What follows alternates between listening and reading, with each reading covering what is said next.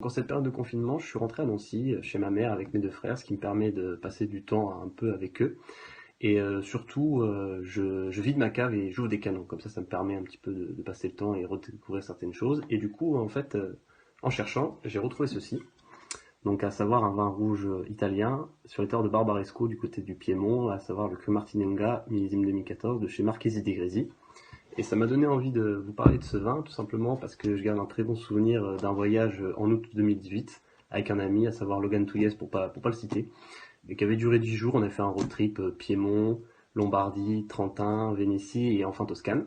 Et notre voyage débutait par la visite de ce domaine, à savoir le domaine Marchesi di Gresi, tenu par Alberto di Gresi, et également de ses deux enfants Alessandro et Ludovica.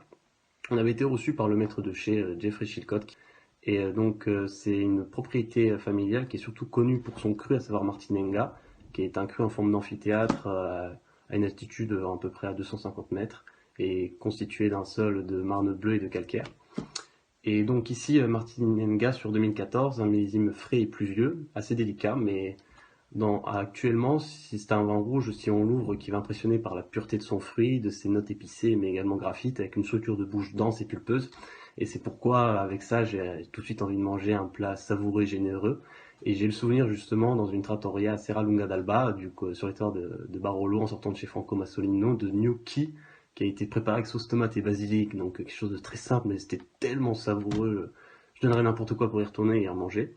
Cependant, dans l'état actuel des choses, c'est un vin qui va prendre toute sa dimension et sa complexité avec le temps. C'est pourquoi je vais attendre un tout petit peu avant de l'ouvrir et à ce moment-là, je ferai des gnocchis. J'y rajouterai un petit peu quand même de l'art de colonnata pour apporter une petite touche salée et de la viande. Voilà, à bientôt et surtout buvez des canons.